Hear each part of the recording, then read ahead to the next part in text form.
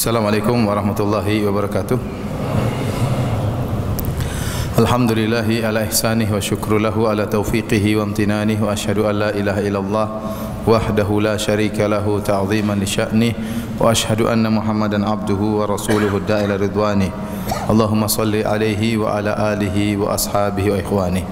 Hadirin dan hadirat yang dirahmati oleh Allah Subhanahu wa taala, kita bersyukur kepada Allah Subhanahu wa taala yang masih memberikan kita kesempatan untuk berkumpul di Masjid Allah dalam rangka untuk mempelajari ayat-ayat Allah Subhanahu wa taala, dan semoga kita termasuk dari hadis kaum yang disebutkan oleh Nabi sallallahu alaihi wasallam, majtama'a qaumun fi baitin buyutillah yatluna kitaballah wa yatadarasunahu bainahum illa nazalat alaihimus sakinah wa ghasyat bihimur rahmah wa hafat bihimul malaikatu wa dzakarhamullahu fi man indah. Tidaklah suatu kaum mereka berkumpul di suatu masjid, kemudian mereka membaca firman Allah dan mempelajari isi dari firman Allah tersebut, kecuali Allah akan turunkan bagi mereka ketenangan dan rahmat dan diliputi oleh para malaikat, dan Allah akan membanggakan mereka di hadapan para malaikatnya.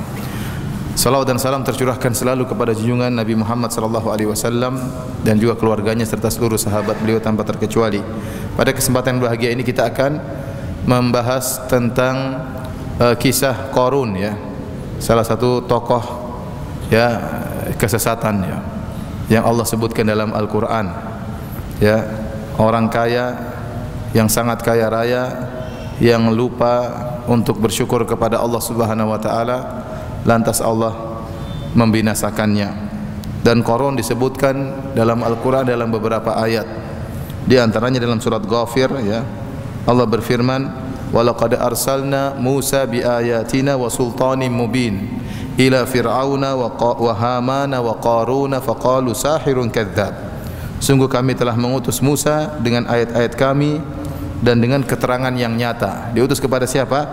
Ila fir'auna wa hamana wa qarun, kepada Fir'aun dan Haman. Haman adalah panglimanya Fir'aun, dan Qarun yaitu salah satu dari kaumnya Nabi Musa yang sangat kaya raya. Faqalu sahirun kadzdzab. Namun mereka berkata bahwasanya Musa adalah penyihir dan pendusta. Sini jelas bahwasanya Qarun mendustakan Nabi Musa alaihissalam dengan mengatakan Musa adalah penyihir dan pendusta. Ya, dalam ayat yang lain Allah Subhanahu wa taala berfirman, wa qaruna wa fir'auna wa hamana wa laqad ja'ahum Musa bil bayyinati fastakbaru fil ardi wa ma kanu sabiqin. Dan juga Qarun, Fir'aun dan Haman, dan sungguhnya telah datang kepada mereka Musa dengan membawa bukti-bukti keterangan-keterangan yang nyata, akan tetapi mereka berlaku sombong di atas muka bumi, dan tiadalah mereka orang-orang yang luput dari kehancuran itu. Jadi Allah hancurkan mereka, baik Fir'aun maupun Haman maupun Qarun. Nah, Qarun ini secara khusus disebutkan oleh Allah kisahnya dalam surat Al-Qasas, ya, ayat 76 dan seterusnya. Ya, jadi kalau yang bawa Al-Quran silakan buka surat Al-Qasas surat ke-28, ya, ayat 76 hingga seterusnya. Allah Subhanahu wa taala berfirman tentang kisah Qarun, dan insyaallah saya akan membacakan kisah Qarun ini dari tafsir Ibnu Katsir. Dari tafsir Ibnu Katsir rahimahullahu taala.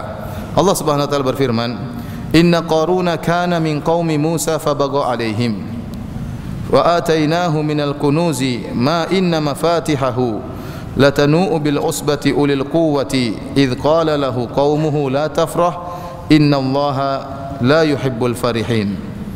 Allah Subhanahu wa taala berfirman, sungguhnya Qarun adalah termasuk kaumnya Nabi Musa.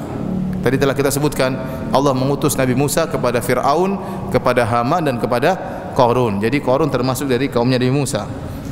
Namun ia melakukan kezaliman, aniaya terhadap kaumnya Nabi Musa. Dan kami telah menganugerahkan kepadanya perbendaharaan harta yang kunci-kuncinya sungguh berat dipikul oleh sejumlah orang yang kuat. Ingatlah ketika kaumnya berkata kepadanya, janganlah kamu terlalu bangga, terlalu sombong. Sungguhnya Allah tidak menyukai orang-orang yang terlalu membanggakan diri. Wabtaghi fima ataqallahu ad-daral akhirata wa la tansa nasibaka minad dunya wa ahsin kama ahsanallahu ilaik wa la tabghil fasada fil ardi innallaha la yuhibbul mufsidin. Kata Allah Subhanahu wa taala, dan carilah pada apa yang telah dianugerahkan Allah kepadamu untuk mencari negeri akhirat, dan janganlah kamu melupakan kebahagiaanmu dari kenikmatan duniawi, dan berbuatlah baik kepada orang lain sebagaimana Allah telah berbuat baik kepadamu, dan janganlah kamu berbuat kerusakan di muka bumi, sungguhnya Allah tidak menyukai orang-orang yang berbuat kerusakan. Ikhwani fillah akhwati fiddin azanillahu wa iyyakum. Siapakah Qarun ini? Ada dua pendapat di kalangan para ahli tafsir, di kalangan para salaf. Ibnu Abbas berkata, inna Qarun kana min qaumi Musa, qala kana ibnu ammihi. Ibnu Abbas berkata kana ibnu ammihi, bahwasanya Qarun adalah sepupunya Nabi Musa. Jadi anak dari pamannya Nabi Musa. Dan ini juga pendapat dari Ibrahim An-Nakhai dan Abdullah bin Harith bin Naufal dan Simak bin Harb dan Qatadah dan Malik bin Dinar wa Ibnu Jurayj dan yang lainnya.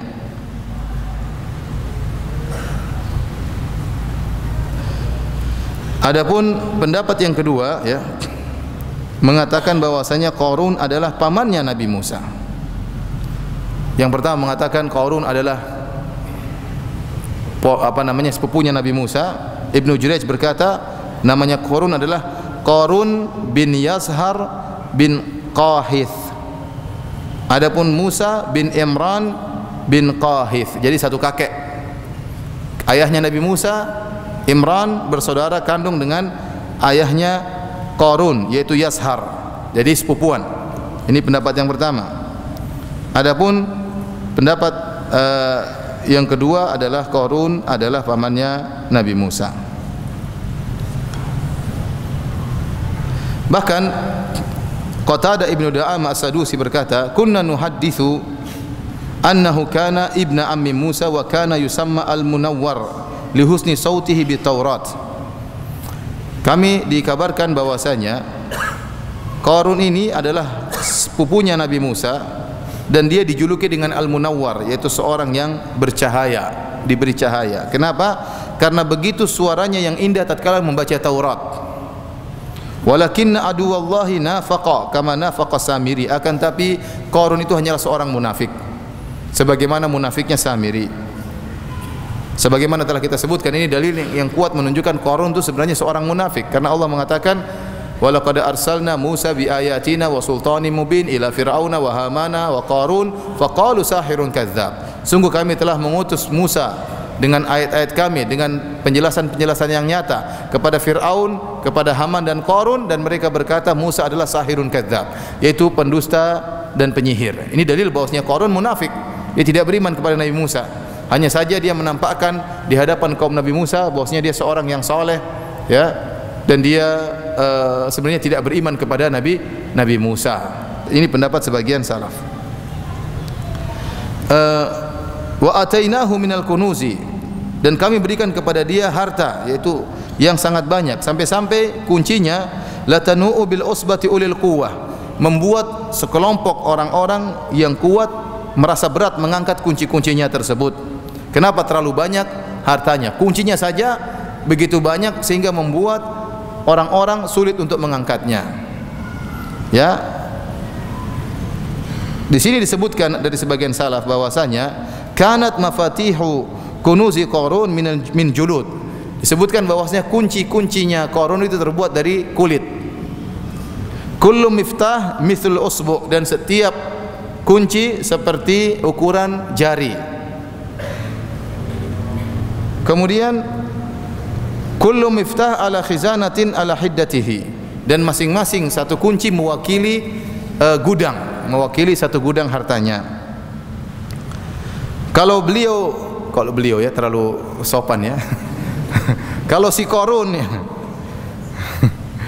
kalau si Qarun sedang berjalan, humilat ala sitina baglan, maka kunci-kuncinya diletakkan di atas 60 ekor bagol.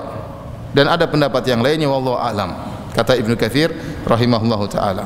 Jadi hartanya sangat banyak. Itu bayangkan ya, kuncinya saja kalau dipukul oleh banyak orang, laki-laki yang kuat-kuat 10 orang mikul pada merasa berat. Ini baru kuncinya ya. Ya. Ternyata kalau dipikul kunci-kuncinya diletakkan di atas 60 ekor apa? Ekor begol ya. Diletakkan supaya korun jalan. Ini baru mikul kuncinya. Belum ternyata satu kunci mewakili satu gudang. Ini menunjukkan hartanya sangat banyak. Sehingga tatkala Allah tenggelamkan harta tersebut sampai ada istilah harta karun. Meskipun hartanya ketemunya di Kerawang, dikatakan apa? Harta karun. Padahal korun itu tempatnya bukan di Jawa, tempatnya di mana? Di Mesir atau sekitarnya. Namun saking banyaknya hartanya sampai dijadikan istilah, setiap harta yang ditemukan dalam bumi namanya harta apa? Harta karun. Padahal hartanya tidak sampai di sini. Namun ini menunjukkan saking banyak hartanya. Dan dia pun berjalan dengan penuh kesombongan. Idz qala lahu qaumuhu la tafrah, maka kaumnya menasihati, jangan kau sombong. Innallaha la yuhibbul farihin. Jangan, sungguhnya Allah tidak suka dengan orang-orang yang bangga karena kesombongan. Maka orang-orang soleh ini dari kaum Nabi Musa menasihatinya. Ya, mereka menasihatinya. Artinya jangan kau sombong dengan kekayaanmu. Sungguhnya Allah benci dengan orang-orang yang sombong. Kemudian Allah berfirman, "Wabtaghi fima atakallahu ad-daral akhirata wa la tansa nasibaka minad dunya." Hendaknya ini nasihat orang-orang soleh kepada Qarun. Gunakanlah harta yang Allah berikan kepadamu untuk mencari akhirat. Wala tansa nasibaka minad dunya. Namun jangan sampai kau lupa bagianmu dari dunia. Ini kaidah yang benar. Gunakanlah seluruh hartamu untuk bertakwa kepada Allah, untuk meraih surga setinggi-tingginya. Namun jangan kau lupa bahwasanya kau juga butuh dengan dunia. Ya, bukan berarti ya syariat Islam ini tidak seperti syariat yang tidak menganggap dunia sama sekali, dunia dibuang sama sekali ya, sehingga hidup dengan menyusahkan diri, melatih diri dengan kelaparan dan kehausan terus-terusan, puasa sampai tidak ada henti-hentinya dan macam-macamnya dalam rangka untuk meningkatkan ruh seseorang sebagaimana dilakukan di India. Banyak seperti ini ya, di India ya. Saya pernah punya guru cerita, saya pernah lihat orang di India ya, sampai dia seakan-akan mengukur jalan. Jadi jalan di jalan berdiri, kemudian tidur lagi. Kemudian berdiri lagi, kemudian apa? Tidur lagi. Menyiksa dirinya buat apa begitu ngukur jalan? Pakai ngukur jalan pakai meteran kan, ngapain pakai badan? Jadi dia bukan ngukur jalan, tapi dia sedang apa? Melatih diri supaya menyiksa diri supaya dia ruhnya itu mencapai tingkatan nirvana atau yang lainnya. Islam tidak mengajarkan demikian ya. Islam mengajarkan adanya perhatian haknya Allah Subhanahu wa taala, hak tubuh juga ada, hak keluarga juga ada, dan inilah yang diajarkan dalam Islam. Maka Allah mengatakan, carilah, gunakanlah dunia yang kau miliki untuk mencari akhirat. Namun bukan berarti kau berinfak dengan seluruh hartamu. Ini Islam tidak mengajarkan demikian. Ada seorang mungkin semangat beragama, seluruh hartanya diinfakkan di jalan Allah. Setelah itu dia enggak punya apa-apa. Setelah itu dia bingung, ya bagaimana ini? Ya. Ada yang mengatakan, Ustaz, bukankah Abu Bakar radhiyallahu anhu menginfakkan seluruh hartanya? Abu Bakar lain, tidak sama dengan kita. Ya. Makanya Abu Bakar, waktu sebagian sahabat ingin menginfakkan hartanya seluruhnya, Rasulullah SAW larang. Seperti Ka'ab bin Malik waktu bertobat ingin menginfakkan seluruhnya hartanya, Rasulullah SAW larang. Waktu Sa'ad bin Abi Waqqas ingin mewasiatkan seluruh hartanya, Rasulullah SAW larang. Waktu Abu Bakar menginfakkan seluruh hartanya, Rasulullah SAW tidak larang. Kok bisa? Ada beberapa pendapat di kalangan para ulama. Ada yang mengatakan yang pertama itu di zaman awal Islam mereka butuh harta sebanyak-banyaknya. Namun di akhir-akhir Islam Rasulullah SAW melarang untuk berinfak seluruh harta. Waktu Abu Bakar berinfak di awal-awal Islam, Rasulullah SAW biarkan dia berinfak dengan seluruh hartanya. Ini pendapat. Pendapat kedua menyatakan tetap berlaku kalau ada orang seperti Abu Bakar radhiyallahu anhu, dan Rasulullah SAW tahu siapa Abu Bakar, dia pedagang hebat. Kalau dia menginfakkan seluruh hartanya, dia tawakalnya tinggi, sabarnya tinggi, dan dia bisa mencari harta lagi, maka silakan ya. Yang sampai seorang kemudian menginfakkan hartanya seluruhnya, kemudian istrinya menangis, anaknya menangis, kemudian dia menyesal. Kenapa kemarin saya kasih uang semua sama ustadz ya? Menyesal. Ini tidak diajarkan oleh Islam. Asalnya seorang tidak berinfak dengan seluruh hartanya karena anaknya juga perlu, istrinya juga perlu, dia juga perlu dengan sebagian dunia. Jangan lupa dengan sebagian dunia, karena kita perlu perkara-perkara yang halal. Kalau kita nggak punya duit, gimana kita mau cari perkara yang halal? Tatkala seorang tidak punya apa-apa, khawatirnya terjerumus dalam perkara-perkara yang haram. Ya, ayat ini sering diputarbalikkan oleh sebagian orang. Ya, Allah mengatakan, wabtaghi fima atakallahu ad-daral akhirah wa la tansa nasibaka minad dunya. Jadikanlah hartamu untuk mencari surga, infakkan di jalan Allah. Gunakan yang sesuai dengan yang dikehendaki oleh Allah Subhanahu wa taala. Namun jangan lupa dunia. Manfaatnya, nikmatilah duniamu, makananmu, minumanmu, pakaianmu, silakan, namun yang halal dan sewajarnya, tidak berlebih-lebihan. Sekarang dibalik oleh kenyataan sebagian kaum muslimin, carilah dunia, jangan lupa akhirat. Seharusnya carilah akhirat, jangan lupa apa? Dunia. Namun sekarang terbalik, kamu cari dunia tidak apa, jangan lupa apa? Akhirat. Seakan-akan akhirat itu perkara sampingan, jangan sampai terlupakan. Padahal ayat ini sebaliknya, carilah akhirat dengan duniamu. Tidak apa-apa, jangan sampai lupa kelupaan dunia. Jangan terlalu semangat sampai dunia apa? Kelupaan. Sekarang dibalik, carilah dunia, jangan sampai kelupaan apa? Akhirat. Beda enggak artinya? Beda ya. Dan kebanyakan orang sekarang seperti itu, kalau secara umum mengatakan cari duniamu, tapi jangan lupa akhirat. Padahal kata Allah, carilah akhiratmu, jangan sampai lupa dunia. Oleh karenanya istilah kita harus seimbangkan antara dunia dan akhirat, itu istilah yang tidak benar. Tidak ada namanya istilah dunia dan akhirat seimbang. Tidak boleh seimbang. Akhirat harus utama. Maksudnya seimbang bagaimana? Dan tidak bisa diukur. Maksudnya seimbang bagaimana? Kita berusaha mencari akhirat dan kita menjadikan dunia sarana untuk mencari akhirat. Bukankah kita bekerja, berinfak kepada anak istri, kita dapat pahala? Ya. Maka jangan sampai putus niat hanya untuk dunia, rugi. Kita niatkan untuk akhirat. Maka tidak ada istilah seimbang antara dunia, itu istilah yang salah. Rugi menyeimbangkan antara dunia dan akhirat, rugi. Kalau seandainya bisa diseimbangkan, maka rugi seorang menyeimbangkan antara dunia dan akhirat. Yang benar, kita berusaha semaksimal mungkin untuk mencari akhirat, dan tidak mengapa kita melakukan hal-hal yang mubah-mubah, yang boleh-boleh dalam rangka untuk mendukung tujuan kita ke akhirat. Karena perkara dunia ini banyak yang bisa kita jadikan untuk sarana akhirat. Bukankah berinfak kepada anak, kepada istri, umrah, kemudian haji, bersedekah, ya, ini semua bernilai akhirat. Berbakti kepada orang tua, menyenangkan orang tua, memberi pemberian kepada kerabat, semuanya bernilai akhirat. Jadi seorang berusaha menjadikan dunianya seluruhnya untuk akhirat, dan tidak mengapa sebagiannya untuk perkara-perkara yang mubah sebagaimana ayat ini. Taib hadirin dan hadirat yang dirahmati oleh Allah Subhanahu wa taala, sebagaimana dalam hadis, fa inna li rabbika 'alaika haqqan, sungguhnya Rabbmu punya hak, ya. Ya. Jangan sampai sebagian orang salah paham, ya. Dia terlalu berlebihan dalam satu porsi sehingga lupa untuk kewajibannya terhadap keluarganya. Sebagaimana kisah antara Abu Darda dengan Salman dalam Sahih Al-Bukhari. Tatkala Salman Al-Farisi yang mengunjungi Abu Darda, maka Salman melihat istrinya mutabadzila. Mutabadzila itu tidak rapi, kurang perhatian. Beda kalau seorang wanita menunggu istrinya, harusnya dia pakaiannya rapi, tapi istrinya Abu Darda kurang perhatian, pakaiannya kurang rapi. Maka Salman bertanya, kenapa bisa demikian? Mana Abu Darda? Maka Ummu Darda berkata, akhuka Abu Darda laisa lahu hajatun ila dunya. Bahwasanya saudaramu Abu Darda tidak punya keperluan, dia tidak punya keperluan dengan dunia. Ini isyarat dari Ummu Darda. Dengan perkataan ini Salman paham, oh bahwasanya Ummu Darda mengeluh bahwasanya suaminya kurang perhatian sama dia. Tidak perlu dia banyak omong.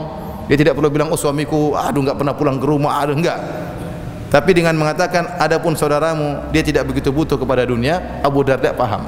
Salman paham bahwasanya Abu Darda ini ada masalah. Maka ditunggulah Abu Darda.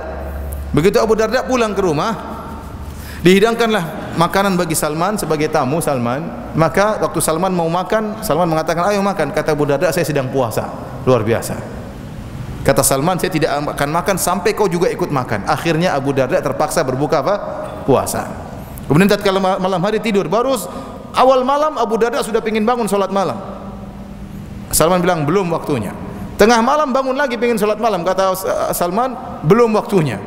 Sampai terakhir tatkala sudah sepertiga malam terakhir, maka Abu Darda dan Salman pun salat malam. Setelah itu Salman menasihati Abu Darda dengan mengatakan, fa inna li rabbika 'alaika haqqan, sungguhnya Rabbmu punya hak, kau salat, kau puasa. Wa li nafsika 'alaika haqqan, badanmu juga punya hak untuk istirahat. Wa li ahlika 'alaika haqqan, istrimu juga punya hak untuk kau cumbui, untuk kau mesrai, ya. Wa li zawrika 'alaika haqqan, bahwasanya tamumu juga punya hak. Fa'ati kulladzi haqqin haqqahu, maka berilah masing-masing orang itu haknya. Abu Darda waktu mendengar nasihat Salman, dia pun pergi menuju Nabi sallallahu alaihi wasallam. Dia laporkan kepada Nabi tentang nasihat Salman. Nabi berkata, shadaqa Salman. Salman benar. Salman benar. Oleh karenanya jangan sampai seorang berlebihan dalam satu porsi sehingga lupa bahwasanya dia punya kewajiban yang lain ya. Karena mengurus anak, mengurus istri itu juga adalah untuk akhirat ya. Islam tidak mengajarkan kita berlebihan dalam satu porsi kemudian mengabaikan dan mentumbalkan ya, menjadikan yang lain menjadi tergadaikan. Ya, makanya kalau ada orang misalnya keluar berdakwah berbulan-bulan, istrinya tidak pernah dia perhatikan, anaknya tidak dia perhatikan, ini salah seperti ini. Rasulullah SAW saja kalau jihad dia bawa istrinya, terkadang lebih dari satu dia bawa istrinya, ya, dia punya perhatian. Ya, Rasulullah SAW disebutkan tatkala ada sebagian sahabat belajar ya, yang tentang apa namanya hadis sebagian sahabat pemuda-pemuda yang belajar sama Nabi 20 hari. Setelah 20 hari Rasulullah SAW melihat mereka seakan-akan rindu untuk pulang. Maka Rasulullah SAW bertanya tentang keluarga mereka, mereka jelaskan. Rasulullah SAW pulang, sudah 20 hari kelamaan ya, suruh pulang bertemu dengan keluarganya karena kelamaan berpisah dengan keluarga ya. Jadi jangan sampai seorang berlebihan dalam satu porsi sehingga akhirnya mengorbankan porsi yang lain. Jadi mau saya ikhwan ya, kita berusaha mencari akhirat, berusaha dalam segala hal kita niatkan karena akhirat. Anda bekerja niatnya karena akhirat, Anda berinfak kepada anak istri niatnya untuk akhirat, Anda memberi hadiah kepada orang tua niatnya untuk akhirat, sehingga seluruh keringat kita keluar karena Allah Subhanahu wa taala. Menyenangkan istri, wa fi buti ahadikum sadaqah, Anda menggauli istri Anda sedekah ya. Lasta tunfiqu nafaqatan tabtaki biha wajhallah illa ujirta 'alaiha, tidaklah engkau memberikan nafkah menyuap ke mulut istrimu kau berharap pahala karena Allah kecuali kau dapat ganjaran dari Allah Subhanahu wa taala ya. Sampai luqmatal lati taj'aluhu fi imra'atik, sampai suapan yang kau berikan kepada mulut istrimu itu juga mendapatkan pahala. Jadi segala urusan dunia kita niatkan agar bernilai akhirat ya. Jadi jangan disangka bahwasanya ibadah cuma baca Quran, cuma ini, enggak, semuanya bernilai ibadah ya. Karenanya di sini Qarun dikatakan dinasihati oleh kaumnya Nabi Musa yang saleh, wabtaghi fima ataqallahu daral akhirah, jadikanlah apa yang Allah berikan kepadamu untuk mencari akhirat. Berarti dunia itu sudah diberikan, dunia itu sarana untuk mencari apa? Akhirat. Ya tadi kita infakkan di jalan Allah, kita berikan kepada anak istri di jalan Allah, kita infakkan di hal-hal yang dicintai oleh Allah Subhanahu wa taala. Kemudian mereka menasihati juga, wa ahsin kama ahsanallahu ilaik. Ya, berbuat baiklah engkau kepada hamba-hamba Allah yang lain sebagaimana Allah telah berbuat baik kepadamu ya. Wala tabghi al-fasada fil ard, dan janganlah engkau ya ingin melakukan kerusakan di atas muka bumi. Yaitu dengan apa? Dengan kau menggunakan hartamu tidak sesuai dengan yang Allah atur ya. Kau gunakan untuk maksiat, kau hamburkan sia-sia ya. Kau membelikan harta yang tidak diperlukan. Ini semua bentuk melakukan kerusakan di atas muka bumi dan bentuk maksiat kepada Allah Subhanahu wa taala ya. Kalau punya harta gunakan yang seperlunya, yang bermanfaat. Ya, jangan sampai berlebih-lebihan. Ya, sampai saya sering bercerita, saya pernah ditanya oleh seorang, "Ustaz, bolehkah saya ini sudah sedekah, kemudian orang-orang miskin pun sudah saya kasih bantuan Ustaz, saya sudah bayar zakat. Bolehkah saya beli tas harganya 600 juta?" Saya bilang tidak boleh. Ngapain beli tas 600 juta? Terlalu mahal ya. 600 juta fungsinya buat apa? Apakah fungsinya luar biasa? Bisa nyimpan mobil dalam tas tersebut? Ya, nggak bisa kan? Ya paling juga tasnya kecil, harganya 600 juta buat apa? Malu. Di samping rumah banyak orang miskin, banyak orang kesusahan. Kemudian kita beli tas harganya 600 juta. Ini israf, berlebih-lebihan. Ini bentuk maksiat kepada Allah Subhanahu wa taala. Kata Allah, "Wa kulu washrabu wa la tusrifu." Makan dan minum jangan berlebih-lebihan. Ya, keluarkan hartamu tapi jangan berlebih-lebihan. Ente orang kaya boleh ente beli tas mahal, boleh. Namun jangan ya, ente orang kaya punya uang triliunan, bolehlah beli harga tas 30 juta. Mungkin enggak apa-apa bagi ente, ini orang kaya biasa. Tapi beli tas 600 juta buat apa? Kalau bukan untuk sombong, ya. Tas 600 juta buat apa? Maka saya bilang hukumnya haram, tidak boleh. Ya, karena ini bentuk apa? Berlebih-lebihan. Makanya kata apa namanya? Kata orang-orang soleh kepada Qarun, ya, wala tabghil fasada fil ard, jangan kau mencari kerusakan di atas muka bumi dengan berbuat ya keburukan kepada hamba-hamba Allah dan menggunakan harta tersebut tidak sesuai dengan yang diinginkan oleh Allah Subhanahu wa taala. Qarun waktu dinasihati, dia sombong. Dinasihati, jangan kau sombong ya. Carilah hartamu untuk akhirat. Jangan gunakan hartamu sembarangan. Nasihat-nasihat yang bagus. Apa kata Qarun? Qala inna ma utituhu ala ilmin indi. Sungguhnya aku diberikan harta ini karena ilmu yang ada padaku. Maka Allah bantah, awalam ya'lam anna Allaha qad ahlaka min qablihi minal quruni man huwa ashaddu minhu quwwatan wa aktsaru jam'a. Tidakkah dia mengetahui bahwasanya Allah telah menghancurkan sebelum Qarun dari umat-umat sebelumnya Ada yang lebih hebat daripada Qarun, lebih kuat dan lebih banyak hartanya, namun dibinasakan oleh Allah Subhanahu wa taala. Wala yus'alu an dzunubihimul mujrimun, dan tidak perlu bertanya tentang dosanya orang-orang yang berbuat kezaliman. Allah Subhanahu wa taala dalam ayat ini menjelaskan tentang jawaban Qarun terhadap kaum yang menasihati dia kepada kebaikan. Dan dia mengatakan, saya ini diberi harta oleh Allah karena saya memiliki ilmu. Ya. Ibnu Katsir mengatakan, ada yang berpendapat Qarun mengatakan, Allah mengetahui saya berhak untuk dapatkan harta ini. Jadi dia ujub. Dia mengatakan, kenapa saya dikasih harta oleh Allah? Karena Allah tahu saya berhak dapatkan harta ini. Ya. Jadi dia ujub, ya. Dia merasa karena dia memang berhak. Kenapa? Karena Allah cinta kepadaku. Dan ini sangat berbahaya karena ini bentuk ujub. Dan ini pendapat yang dipilih oleh Hafidz Ibnu Katsir rahimahullah. Adapun ada pendapat lain dari sebagian salaf mengatakan, Qarun mengatakan, innama utituhu ala ilmin indi, saya itu bisa punya harta banyak karena saya punya ilmu, yaitu saya punya ilmu kimia yang bisa merubah logam biasa menjadi emas sehingga harta saya banyak. Namun ini dibantah oleh Hafidz Ibnu Katsir rahimahullah dalam tafsirnya, ya, karena kata Ibnu Katsir, ya, tidak mungkin ada seorang bisa merubah hakikat suatu menjadi yang lain kecuali hanya Allah Subhanahu wa taala. Tidak mungkin batu bisa dirubah jadi emas kecuali yang merubahnya siapa? Allah Subhanahu wa taala. Manusia tidak akan sampai ilmunya sampai ilmu demikian batu dirubah menjadi emas. Adapun Qarun dikatakan bisa merubah batu menjadi emas atau bisa merubah besi menjadi emas, maka ini tidak benar. Karena yang bisa melakukannya hanyalah Allah Subhanahu wa taala, ya. Oleh karenanya Allah Subhanahu wa taala dalam hadits qudsi mengatakan, wa man azlamu mimman dhahaba yakhluqu ka khalqi falyakhluqu dzarratan. Siapakah yang lebih zalim tatkala Allah mencela orang-orang yang tukang foto, tukang gambar makhluk bernyawa dan tukang pahat makhluk bernyawa, tukang patung. Kata Allah, dan siapa yang lebih zalim dari orang-orang yang ingin mencipta seperti ciptaanku? Falyakhluqu dzarratan. Kalau mereka mampu, coba ciptakanlah semut. Wal yakhluqu syairatan, kalau bisa mereka mampu, coba ciptakanlah gandum. Allah tantang. Jadi untuk meniru Allah saja tidak boleh, ya, meniru ciptaan Allah Subhanahu wa taala. Ya, mungkin seorang bisa bikin patung-patungan tapi tidak bisa menghidupkannya. Mungkin seorang bisa buat semacam biji-bijian tapi kalau ditanam tidak bakalan tumbuh. Makanya Allah tantang, kalau kau bisa coba ciptakan semut atau ciptakan apa? Gandum yang bisa ditanam, bisa sembuh. Semut hewan yang kecil namun tidak ada yang bisa menciptakannya, ya. Di sini ada celaan Allah terhadap orang-orang yang meniru-niru ciptaan Allah Subhanahu wa taala. Dari sini, ikhwani fillah akhwati fiddin azanillahu wa iyyakum, makanya saya lebih condong pada pendapat tentang bolehnya foto, ya, hukum asal bolehnya foto, karena yang dilarang oleh Allah ilahnya adalah meniru-niru. Orang membuat patung manusia, dia meniru-niru ciptaan Allah yang sudah ada. Orang menggambar ciptaan manusia, dia meniru-niru ciptaan Allah yang sudah ada. Dan Allah tidak mau hal seperti ini, meniru-niru. Hukumnya haram.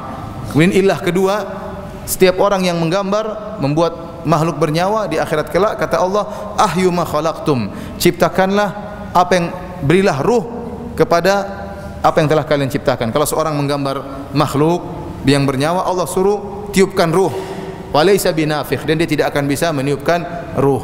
Dan ini ilah ini, sebab ini tidak terdapat dalam foto. Karena kalau seorang foto, dia tidak sedang meniru-niru ciptaan Allah, tapi dia benar-benar mengambil ciptaan Allah, artinya refleksi yang ada dari gambar tersebut atau pembiasan, ya, seperti orang bercermin lah, cermin itu diabadikan, seperti orang di hadapan air. Maka ini kita tidak sedang meniru ciptaan Allah, tapi ini memang gambar ciptaan Allah Subhanahu wa taala.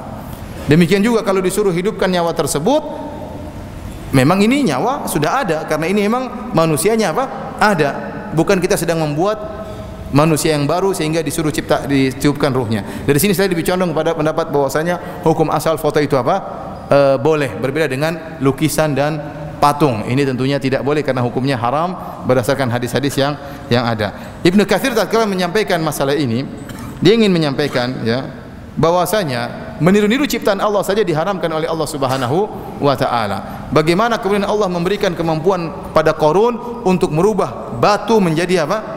Menjadi emas. Wong niru-niru saja Allah haramkan, apalagi mau merubah, kemampuan merubah batu menjadi emas, dan ini hanya milik Allah Subhanahu wa taala. Makanya tatkala penyihir Nabi Musa waktu berduel dengan Nabi Musa alaihissalam, Nabi Musa tatkala melemparkan tongkatnya benar-benar berubah menjadi ular.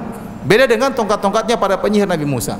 Waktu para penyihir Nabi Musa melemparkan tongkat-tongkat mereka, itu hanya takhyil. Kata Allah, fa yukhayyalu ilaihi min sihrihim annaha tas'a. Maka dibuatlah Nabi Musa menghayal bahwasanya tongkat-tongkat tersebut benar-benar menjadi ular. Fa aujasa fi nafsi khifatan Musa. Musa pun ketakutan. Padahal kata Allah hanyalah khayalan. Begitu Nabi Musa melemparkan tongkatnya benar-benar jadi ular. Inilah yang membuat penyihir Fir'aun beriman. Karena mereka tahu berubahnya tongkat Nabi Musa menjadi ular ini bukan sihir, tapi benar-benar berubah. Yang mampu merubah tongkat menjadi ular itu hanyalah Allah Subhanahu wa taala. Karenanya dari sini para ulama mengatakan tidak ada sihir misalnya merubah manusia menjadi apa namanya, dia punya ilmu sihir kemudian dia merubah jadi babi ngepet misalnya. Ini tidak, sebagian ulama mengatakan tidak bisa seperti itu. Kecuali orang dikutuk oleh Allah. Adapun kemampuan dia untuk jadi babi kemudian balik lagi jadi manusia, kemudian dia berubah menjadi tikus berjalan-jalan, ini tidak ada. Ya, ini tidak ada karena tidak ada yang mampu merubah kemampuan seperti itu kecuali Allah Subhanahu Wa Taala. Penyihir tidak mampu.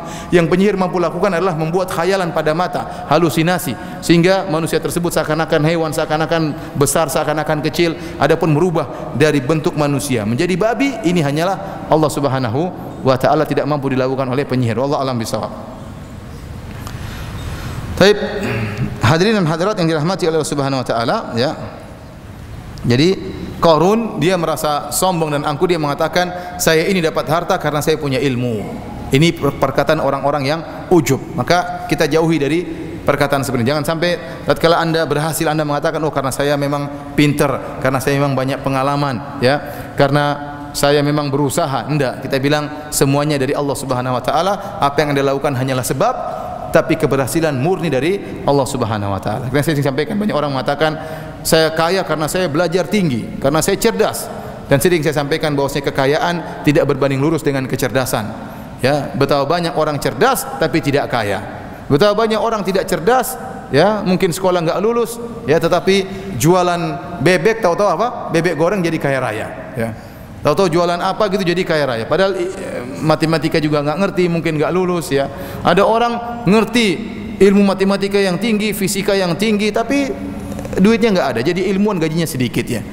Ya, berarti kekayaan tidak berbanding lurus dengan apa? Kecerdasan. Betapa banyak orang sekolahnya tinggi tapi ternyata tidak kaya juga. Sama, kekayaan juga tidak berbanding lurus dengan pengalaman. Karena sebagian orang mengatakan saya kaya karena saya banyak pengalaman. Kita bilang tidak demikian. Betapa banyak orang pengalaman tidak kaya-kaya. Kenapa pengalamannya jadi anak buah terus, ya? Sehingga dia tidak pernah kaya, ya.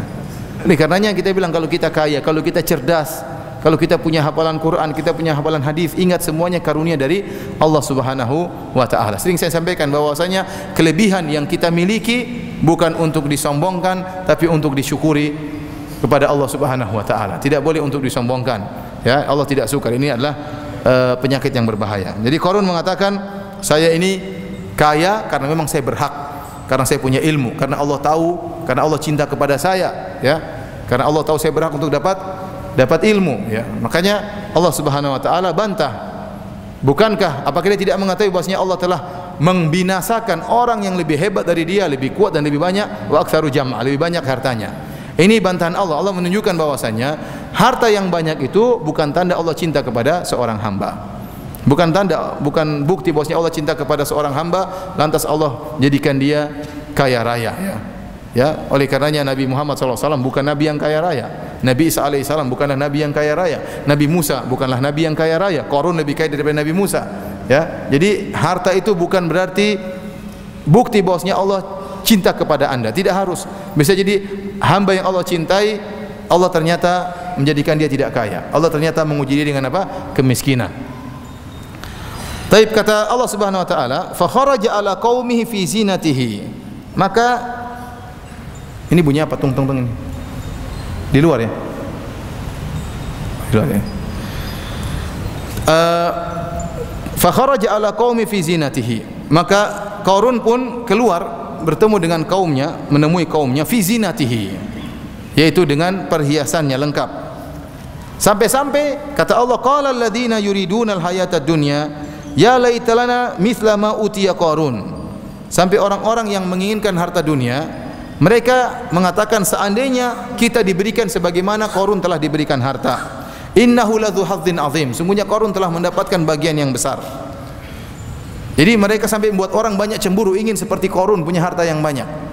Wa qala alladziina utul ilma, maka orang-orang yang diberi ilmu mereka menegur, wailakum thawabullahi khairun liman amana wa amila salihan. Celaka kalian, sungguhnya pahala Allah lebih baik bagi orang yang beriman dan beramal saleh. Wala yulaqaha illa sabirun. Dan tidak ada yang bisa mendapatkan hal ini, meyakini bahwasanya pahala Allah jauh lebih baik daripada perkara dunia kecuali orang-orang yang sabar. Saya ulangi, wala yulaqaha illa sabirun, tidak ada orang yang meyakini bahwasanya pahala Allah jauh lebih baik daripada perkara dunia kecuali orang-orang yang sabar. Kebanyakan orang tidak sabar, kebanyakan orang ingin mendapatkan ganjaran duniawi sekarang karena itu yang terlihat, itu yang dirasakan. Adapun ganjaran Allah suatu yang tidak kelihatan sehingga mereka tidak sabar. Adapun orang yang sabar mengetahui bahwasanya ganjaran Allah lebih besar, jauh lebih besar, tidak bisa dibandingkan dengan dunia, maka dia akan bersabar dengan kesulitan hidup yang dia rasakan.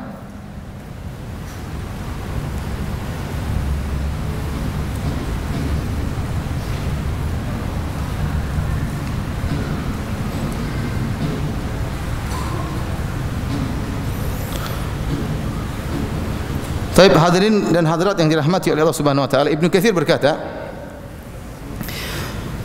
yaqulu ta'ala mukhbiran an Qarun innahu kharaja dzata yaumin ala qaumi fi zinatin 'azimah. Allah mengabarkan bahwasanya Qarun suatu hari keluar di hadapan kaumnya dengan perhiasan yang sangat besar.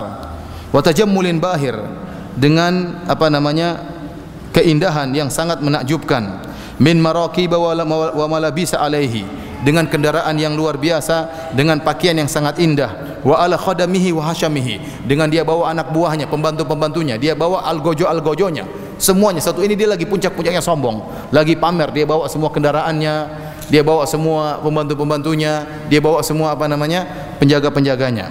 Falamma ra'ahu man yuridul hayatad dunya wa yumilu ila zakharifiha wa zinatiha tamannau. Tatkala orang-orang yang senang dengan dunia melihat Qarun, melihat keindahan harta Qarun, melihat begitu banyaknya harta Qarun, melihat indahnya bajunya Qarun, melihat begitu banyak anak buahnya, begitu banyak algojonya, begitu banyak pembantu-pembantunya, tamannau allau kana lahum mithlu ladzi utiya, maka mereka berangan-angan, coba kita diberikan seperti oleh Allah, seperti Allah berikan kepada Qarun. Sungguhnya innahu lahu hadzin azim, sungguhnya dia telah memiliki bagian yang besar, mendapatkan bagian yang banyak dari dunia. Tatkala orang-orang yang berilmu mendengar pernyataan orang-orang miskin yang ingin kaya seperti mereka, seperti Qarun, maka mereka mengingatkan, ini orang soleh mengingatkan orang yang hanya pandangan dunia. Wailakum thawabullahi khairun liman amana wa amila shalihan. Celakalah kalian, jangan kalian berharap seperti yang ada pada Qarun. Sungguhnya ganjaran Allah jauh lebih baik daripada dunia tersebut. Itu harta yang begitu banyak, yang gudangnya begitu banyak, yang kuncinya kalau bisa sulit dipikul oleh 10 orang, yang dibawa oleh 60 begol, itu tidak ada apa-apanya kata mereka. Pahala Allah jauh lebih besar. Bagaimana tidak, kata Nabi sallallahu alaihi wasallam, rakaatul fajri khairun minad dunya wa ma fiha. 2 rakaat sebelum subuh lebih baik daripada dunia dan seisinya. 2 rakaat sebelum subuh ini pahalanya lebih banyak dari pahalanya Qarun, daripada hartanya Qarun nanti di akhirat. Tidak bisa dibandingkan dengan hartanya Qarun, tidak ada apa-apanya.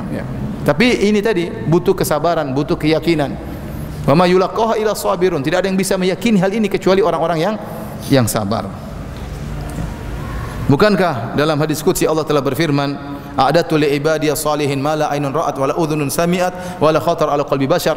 Aku telah siapkan bagi hamba-hambaku yang saleh di surga kelak kenikmatan yang tidak pernah dilihat, tidak pernah didengar, bahkan tidak pernah terbetik dalam hati. Jadi kenikmatan di surga itu ada 2 model. Kenikmatan yang kita tidak pernah lihat tapi kita pernah dengar. Di antaranya apa? Kita pernah dengar tentang sungai di surga. Kita dengar tapi kita nggak tahu. Kita dengar sungai tersebut ada sungai susu, ada sungai madu, ada sungai khamr, ada sungai air segar. Kita dengar tentang buah-buahan. Buah-buahan di surga tidak pernah berhenti, tidak pernah terputus, mudah dijangkau, mudah dimakan. Kita dengar tentang pembantu-pembantu di surga yang mereka berjalan mengelilingi penghuni surga sambil membawa minuman, tinggal dituang, kita tinggal minum. Kalau masuk surga, kita dengar juga di surga bahwasanya ada bidadari-bidadari yang luar biasa, namun tidak pernah kita lihat, dan tidak bisa kita bayangkan. Ada kenikmatan-kenikmatan yang tidak pernah kita dengar juga, tidak pernah terbetik dalam hati juga, tidak pernah. Mana kenikmatan tersebut Allah tidak ceritakan. Kenapa? Karena kita tidak mampu untuk menghayalkannya. Karena memang nalar kita tidak bakalan sampai. Kenikmatan di surga Allah tidak pernah ceritakan. Kata Allah, tidak pernah terlihat, tidak pernah terdengar, bahkan tidak pernah terbetik. Kenikmatan apa itu tidak bisa diceritakan oleh Allah karena tidak kemampuan kita untuk menghayalkannya. Sama saya gambarkan, seandainya Anda mundur 200 tahun lalu, ketemu dengan orang-orang 200 tahun lalu. Terus Anda bilang, ini ada alat namanya iPad, bisa begini. Kira-kira orang 200 tahun lalu bilang Anda apa? Anda gila ya, stres. Anda tidak bisa bayangkan ada suatu benda namanya apa? iPad. Ada benda namanya HP, bisa ngomong dari jauh, bisa kelihatan, video call. Dia nggak percaya. Kenapa? Nalarnya tidak sampai. Nah, Allah Subhanahu wa taala menyembunyikan amalan ganjaran-ganjaran tersebut yang ada di surga yang tidak pernah terbetik dalam hati kita. Seorang yang masuk surga baru bisa melihat kenikmatan tersebut. Oleh karena ikhwan, ingat perkataan mereka tadi, wa may yulaqqaha illa sabirun. Tidak ada yang bisa meyakini bahwasanya kenikmatan dunia sangat jauh tidak bisa dibandingkan dengan hartanya Qarun kecuali orang-orang yang sabar. Saya sering sampaikan, seandainya Allah tampakkan kenikmatan dunia bagi kita, kita lihat dengan kasat mata secara langsung, tentunya semuanya akan beriman. Seandainya Allah ya pajang bidadari di depan masjid ini, bidadari dikeluarkan 5 menit saja kita suruh lihat, sudah semuanya besok bertobat, tidak ada yang mau kerja lagi, semua pengen baca Quran karena bidadarinya sudah kelihatan ya. Tapi tidak, memang Allah sembunyikan. Dan Allah memuji alladzina yu'minuna bil ghaib, itu orang-orang yang beriman dengan apa? Yang ghaib. Dan ini tidak mudah. Kebanyakan orang beriman dengan apa yang dia lihat. Lihat orang lebih kaya, dia ingin. Seperti tadi ini, orang-orang yang lihat Qarun, pingin lihat orang mobilnya lebih mewah, kepingin seperti itu. Lihat orang yang rumahnya lebih mewah, pingin seperti itu. Ingat pahala Allah lebih besar. Makanya Nabi SAW ya mengatakan, labbaik Allahumma la aisha illa aishul akhirah. Ya Allah, tidak ada kehidupan yang sungguhnya kecuali kehidupan apa? Akhirat. Kalau Anda terpedaya dengan mobil mewah, Anda punya mobil biasa-biasa saja. Anda terpedaya dengan rumah yang mewah, sebenarnya rumah Anda belum lunas juga ya. Itu pun sederhana ya. Maka Anda bilang apa? La aisha illa aishul akhirah. Tidak ada kehidupan yang sungguhnya kecuali kehidupan apa? Akhirat. Ini kehidupan ini hanya sementara. Kita diuji. Yang penting kita soleh, kita bertakwa kepada Allah. Nanti di akhirat lebih daripada itu semua. Ini hanya orang-orang yang bersabar yang bisa demikian. Baik, kita lanjutkan. Akhirnya tatkala Qarun di puncak-puncak kesombongan, kendaraan mewahnya dikeluarkan, mungkin kudanya, mungkin ontanya, mungkin begolnya, semuanya dikeluarkan. Bajunya yang begitu indah dia pakaikan kepada anak buahnya. Dia lagi pamer ini. Di puncak-puncak kesombongannya, Allah pun benamkan dia. Fa khasafna bihi wa bidarihil arda, maka kami benamkan dia dan rumahnya pun sekalian dibenamkan, hartanya pun sekalian dibenamkan, semuanya, pembantunya semuanya dibenamkan, harta-hartanya semua dibenamkan. Fama kana lahu min fi'atin yansurunahu, tidak ada yang bisa tolong dia, pembantunya tidak bisa tolong, algojonya bisa tolong, semuanya dibenamkan oleh Allah Subhanahu wa taala. Min dunillah, tidak ada yang bisa menolong dia kecuali Allah Subhanahu wa taala. Wa ma kana minal muntasirin, dan dia tidak termasuk dari yang tertolong. Wa asbaha alladhina tamannaw makanahu bil amsi yaquluna wa ka'anna Allah yabsutur rizqa liman yasha. Maka jadilah orang-orang yang kemarin berangan-angan punya harta seperti Qarun, maka mereka pun menyesal. Mereka mengatakan, sungguhnya Allah Subhanahu wa tidaklah kalian tahu bahwasanya Allah memberikan rizki kepada yang Allah cinta, yang Allah sukai min ibadihi wa yaqdirulah, dan Allah menyempitkan harta kepada sebagian hamba yang Allah cintai. Ya, jadi Allah beri harta kepada orang yang kafir, Allah juga kasih harta. Tidak mesti Allah berikan harta kepada orang yang Allah benci dan yang Allah cintai. Orang kafir dikasih harta, orang mukmin juga dikasih harta. Tapi kalau iman hanya Allah berikan kepada orang yang Allah cintai. Laula an manna Allahu alaina la khasafa bina. Seandainya Allah berikan harta kepada kita seperti diberikan kepada Qarun, kita bakalan juga ditenggelamkan oleh Allah Subhanahu wa taala. Wa ka'annahu la yuflihul kafirun. Sungguh tidak beruntung orang-orang yang kafir. Ini dalil bahwasanya Qarun adalah seorang yang kafir, namun dia munafik. Dia menampakkan dia saudaranya, sepupunya Nabi Musa. Dia menunjukkan dia cinta pada Nabi Musa. Dia menunjukkan bahwasanya dia beriman kepada Nabi Musa. Ternyata dia hanyalah seorang munafik, sehingga Allah benamkan. Jadi kata mereka ini ya, nikmat dari Allah tatkala Allah tidak berikan kepada mereka ya harta seperti Qarun. Jadi sebagian ulama mengatakan, ya ikhwan, kalau Anda melihat orang kaya dari pandangan yang adil ya, sungguhnya Anda akan tahu bahwasanya jadi orang miskin itu juga nikmat ya. Benar atau tidak? Enggak benar, Ustaz. Maksud saya kalau miskin sekali memang enggak bagus juga. Rasulullah SAW berlindung daripada kefakiran. Karena kefakiran itu susah memang. Maksud saya hidup tidak, antum yang penting cukuplah ya. Mau ada apa aja cukup, mau ini cukup, cukup. Tapi maksudnya tidak perlu harus kaya raya. Ya, saya punya teman banyak orang kaya ya. Saya teman orang kaya. Ya. Tempat ngisi pengajian kaya-kaya luar biasa, uangnya enggak tahu seberapa. Tapi saya juga tidak ingin seperti mereka. Lebih enak jadi ustaz ya. Tidak mesti sebenarnya antum kira orang kaya itu hidupnya sederhana, tidak, maksudnya mereka juga susah. Ya, kalau orang punya harta banyak, punya mobil banyak, takut mobilnya hilang. Ya, kemudian punya pengawal yang banyak. Kalau punya perusahaan, takut ada persaingan. Dengar berita-berita ternyata ekonomi begini, ketakutan juga. Ya, ya. Kemudian apa? Ya, banyaklah. Kalau sudah musim lebaran, mikir gimana THR buat anak buah, pikir juga pusing. Ya, banyak. Ya, jadi mereka juga pusing. Ya, banyak mereka khawatirkan juga. Ya. Antum sama orang kaya apa bedanya sih? Ya, beda tipis ya.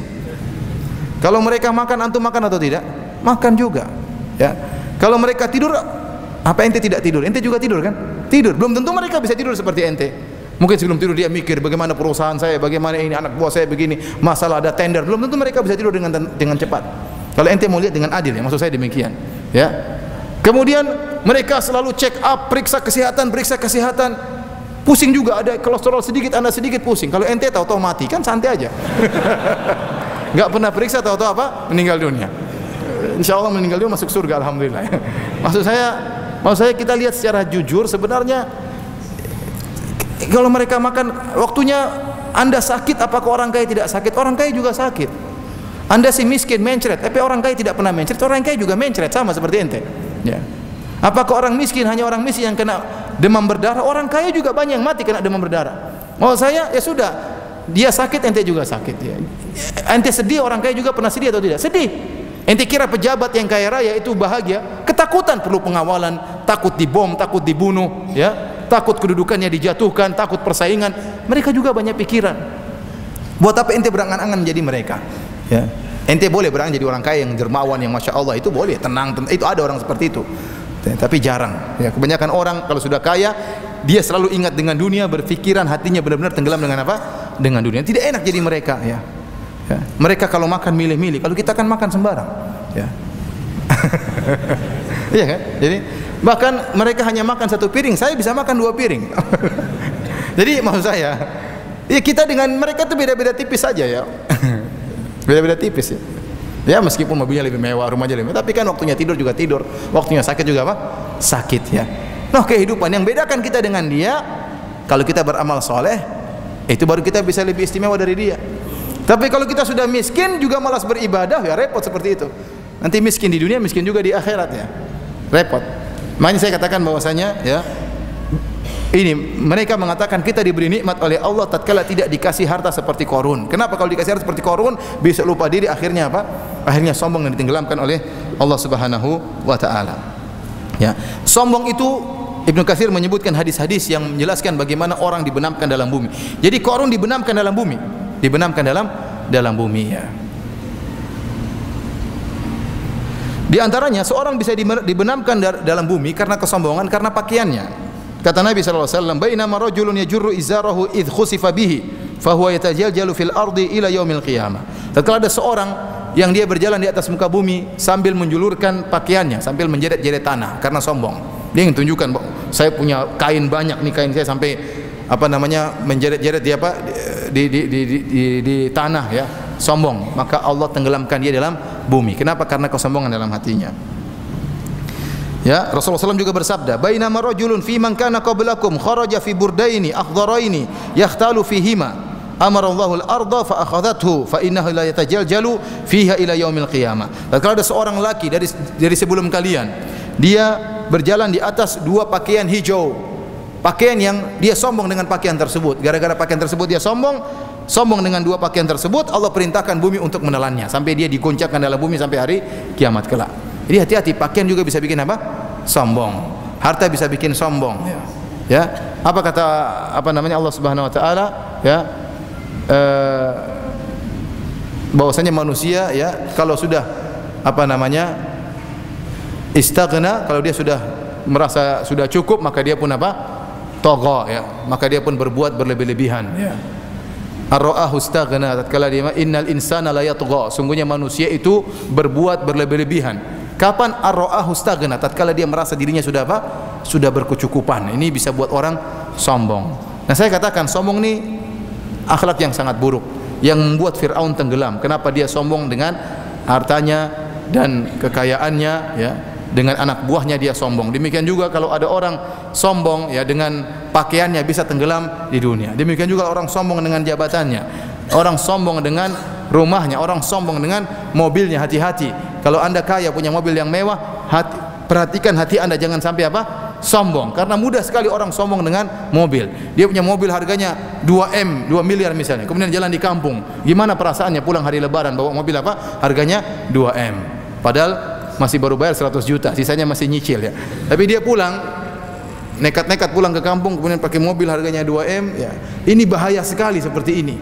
Niatnya sangat berbahaya, hatinya sangat berbahaya. Khawatir dia apa? Sombong, dan kesombongan sangat dibenci oleh Allah Subhanahu wa taala. Kata Allah Subhanahu wa taala, "Al-kibriyai ridai wal azamati izari, faman naza'ani wahidan minhuma qadhaftuhu finnar." Sungguhnya, ya, kesombongan, ya, kemudian apa namanya, keagungan adalah sarungku dan selendangku. Barang siapa yang ingin mengusikku, salah satu di antara keduanya, ingin ikut-ikutan sombong, ingin ikut-ikutan agung, mengusikku, ini hanya Allah yang boleh sombong dan boleh agung, yang lain enggak boleh. Barang siapa yang ingin menggangguku, aku akan lemparkan dalam neraka jahanam. Enggak boleh sombong, hati-hati. Apalagi punya jabatan. Punya jabatan memang sangat bikin sombong, ya. Ya, saya punya teman di Madinah, ya, kepala polisi di Masjid Nabawi. Kemudian di sini ada bintang. Dia bilang, "Firanda, kau tidak tahu ini pakaian sangat bikin masalah." Kenapa? Saya sering pergi ke kios belanja sesuatu, penjualnya bilang enggak usah bayar, enggak usah bayar. Kenapa? Saya beli pakai apa? Pakai bintang di sini. Jadi dia bilang enggak usah bayar, enggak usah bayar. Dia hormat saya. Lagi ngantri beli sesuatu, semua orang minggir, silakan katanya. Kenapa? Karena dia begini. Dia bilang waktu saya pulang beli roti yang harga 1 real tidak pakai baju, saya ngantri di belakang nunggu karena enggak ada yang kenal saya. Dia bilang ini pakaian sangat berbahaya. Melatih kita untuk apa? Sok dan angkuh. Ya, saya punya teman ada, ya, kita bilang tidak semua orang sombong, tapi ada orang yang sombong. Saya punya teman ada jenderal ikut pengajian salaf, alhamdulillah, ya. Nah, dia cerita, dia punya teman jenderal, diajak ngaji, ini belum pernah ngaji, ayo ngaji sama di pengajian ustaz. Diajaklah ikut pengajian di salah satu pengajian ustaz. Pakai baju biasa kan, enggak pakai baju jenderal. Waktu dia ngaji, tibalah waktu tanya jawab. Nah, kita tahu kebiasaan ikhwan-ikhwan kalau tanya jawab ngelempar kertas suruh over ke depan kan? Ya, akhirnya lempar ke depan. Jenderal itu di over, Mas. Jadi ngoreng-ngoreng ngapain gitu? Kasih sendiri sana kata. Enggak mau dia. Dia merasa apa? Kok disuruh gitu loh. Ini disuruh sama orang jenggot-jenggot, dia enggak mau. Akhirnya dia taruh di bawah, dia enggak mau apa? Enggak mau berikan. Teman yang di belakang, itu kasih ke depan gitu. Akhirnya terpaksa dia kasih. Udah mangkal dia. Tidak lama ketemu lagi, waduh, habis itu dia nggak mau ngaji lagi. Kenapa? Ego luar biasa. Ya, orang jabatan tuh luar biasa, ya. Hati-hati. Orang punya jabatan jangan sampai apa? Sombong, merasa tinggi. Makanya antum yang miskin, antum alhamdulillah tidak sombong. Apa yang mau disombongkan? Ya udah, antum bersyukur kepada Allah apa yang Allah berikan kepada antum, qanaah, ya. Ini mau saya lihat. Mereka bersyukur tidak diberikan harta seperti Qarun. Kalau diberikan harta mungkin sombong, ditenggelamkan dalam bumi sebagaimana Qarun ditenggelamkan dalam bumi. Baik. Ibnu Katsir rahimahullah menyebutkan apa sebab Qarun dibenamkan oleh Allah Subhanahu wa taala. Ya, dari riwayat-riwayat para salaf, ya. Ada yang mengatakan bahwasanya Qarun pernah datang kepada seorang wanita pezina karena Qarun ini hasad kepada Nabi Musa. Qarun hasad, ini sepupu, biasanya saling apa? Saling hasad-hasatan, kerabat. Ini sangat berbahaya kalau bermusuhan sama orang dekat. Seharusnya yang dipersangkakan dari Qarun harusnya bantu Nabi Musa, harusnya dukung Nabi Musa karena dia kerabat Nabi Musa. Bukankah seorang bangga kalau ada kerabatnya jadi hebat, dia ikut bangga, tapi kenyataannya tidak. Qarun ternyata malah hasad kepada Nabi Musa. Ya. Karena Nabi Musa dihormati dan Qarun ingin juga dihormati dengan hartanya. Maka disebutkan dalam buku tafsir, Qarun ketemu dengan wanita pezina. Kemudian Qarun kasih harta sama dia. Wahai wanita pezina, kamu mengaku telah digoda oleh Musa. Maka datanglah wanita tersebut, waktu Nabi Musa sedang di hadapan kaumnya, lagi banyak orang. Maka akhirnya datanglah wanita tersebut, ya, dan Nabi Musa sedang membaca Taurat di hadapan umatnya, di hadapan kaumnya. Maka wanita ini berkata, "Ya Musa, innaka fa'alta bi kadza wa kadza." Wanita pezina mengatakan, "Wahai Musa, kau sudah gauli saya, kau sudah ginikan saya begini dan begitu." Falamma qalat dzalika fil mala' li Musa alaihi salam urida minal faraq. Tatkala mendengar hal tersebut, Nabi Musa kaget, saking takut, saking terkejut mendengar pernyataan seperti ini. Kok bisa ada perempuan perzina ngaku digauli oleh Nabi Musa alaihissalam. Wa aqbala alaiha, kemudian Nabi Musa ba'da ma shalla rak'ataini, Nabi Musa pun salat 2 rakaat. Setelah itu dia balik menghadap wanita tadi. Nabi Musa berkata, "Unsyudiki billahi alladhi faraqal bahra wa anjakum min fir'aun wa fa'ala kadza wa kadza lama akhbartani billadhi hamalaki ala ma qulti." Nabi Musa mengatakan, "Saya bersumpah dengan nama Allah, dengan nama Allah yang telah membelah lautan, yang telah menyelamatkan kalian menyeberang lautan, yang telah begini, yang telah begini, yang telah." Nabi Musa menyebutkan mukjizat-mukjizatnya yang Allah turunkan mukjizat tersebut melalui tangan Nabi Musa, melalui tongkat Nabi Musa. Nabi Musa ingatkan dia, saya bertanya kepada engkau wahai sang wanita, demi Allah yang telah membelah lautan, yang telah menyelamatkan kita, yang telah begini, yang telah begini, yang telah begini, siapa yang nyuruh kau melakukan demikian? Siapa yang suruh kau ngomong seperti ini? Maka wanita tadi pun ketakutan, maka dia berkata, "Qarun a'tani kadza wa kadza." Qarun telah kasih saya uang sekian-sekian. "Ala an aqula dzalika laka," agar aku mengaku-ngaku bahwasanya kau telah menggodaku dan menggauliku. "Wa ana astaghfirullah wa atubu ilaih," dan saya telah bertobat kepada Allah dan istighfar kepadanya. Tatkala itu Nabi Musa pun sujud kepada Allah Subhanahu wa taala. Kemudian dia meminta kepada Allah agar membinasakan Fir'aun, agar Allah perintahkan bumi untuk menenggelamkan apa? Bukan Fir'aun, apa? Qarun. Maka Musa pun berdoa dalam sujudnya, maka Allah pun mengabulkan sehingga akhirnya bumi pun menelan Qarun. Ini di antara sebab yang menyebabkan kenapa Qarun ditenggelamkan oleh Allah Subhanahu wa taala dalam bumi. Ada sebab-sebab yang lain, ya, yang disebutkan oleh Ibnu Katsir dalam tafsirnya dan juga oleh ahli-ahli tafsir yang lainnya.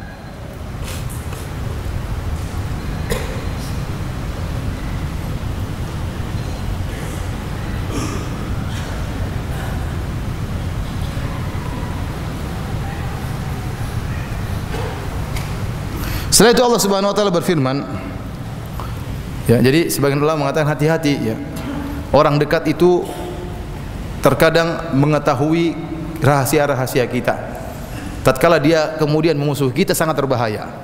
Kenapa? Dia mengetahui tempat-tempat titik-titik lemahnya kita. Tidak diduga oleh Musa, ternyata Qarun sepupunya sendiri atau pamannya sendiri ternyata memusuhi dia. Ini perkara yang sangat menyedihkan. Oleh karena hati-hati, terkadang kita harus berhati-hati juga dengan orang yang dekat dengan kita. Tidak semua rahasia kemudian kita sebarkan kepada teman dekat kita. Khawatir suatu saat setan masuk dalam hatinya, bermusuhan dengan kita, mulai dia bongkar segala keburukan kita, dia jatuhkan kita. Hati-hati. Maka kata Nabi SAW, "Ahbib habibaka haunan ma, asa ayyakuna baghidaka yauman ma."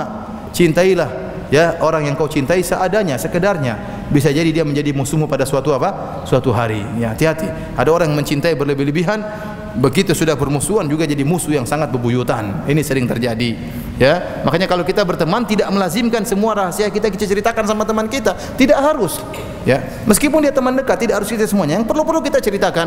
Tidak semua kita ceritakan rahasia istri kita, rahasia ini, rahasia semuanya. Suatu saat kalau dia bermusuhan sama kita dibongkar semuanya, ya. Hati-hati. Jadi ternyata Qarun yang merupakan kerabat Nabi Musa, yang kita harapkan kerabat itu harusnya mendukung, ternyata malah menyerang Nabi Musa alaihissalam.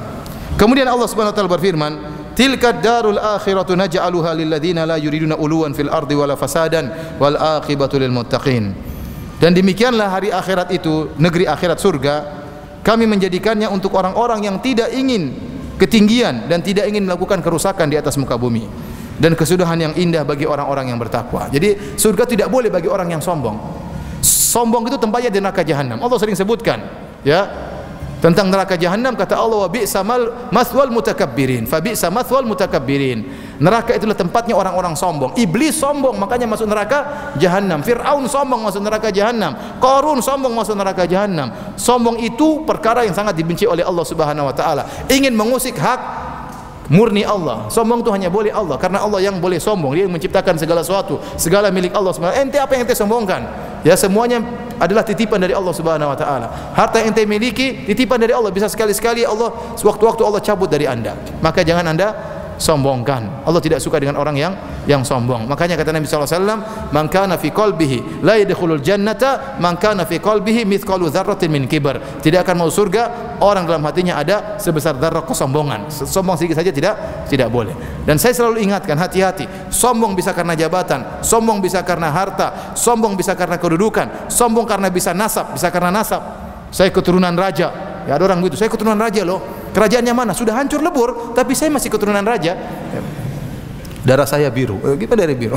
Ya, rajanya kecuali ente sombong mungkin kerajaannya masih ada. Kerajaannya sudah apa? Sudah hilang. Kemudian ente masih apa? Sombong ya. Ya, saya sempat kemarin menelusuri nasab saya, ketemu kakek saya, buyut saya ya. Buyut saya ya, sampai didatangkan buku nasab tebal ini. Ada om saya bawa ya. Karena dari buyut saya punya istri 2 ya. Dari istri pertama anaknya banyak, istri kedua juga anaknya banyak. Terus kakek saya punya istri juga 2 ya. Dari istri yang pertama anaknya banyak, dari istri yang kedua juga anaknya banyak. Bapak saya juga kawin 2 kali ya. Jadi buyut saya poligami, kakek saya poligami, bapak saya poligami, tapi poligami tidak keturunan. Yang keturunan itu diabetes ya. Jadi ternyata banyak, saya lihat banyak ya. Kemudian akhirnya kebetulan saya di Banjarmasin ada orang Bugis. Saya bilang, telepon dulu ke tante saya masih hidup di Sengkang sana di Bugis. Coba telepon. Teleponlah orang ini, ikhwan.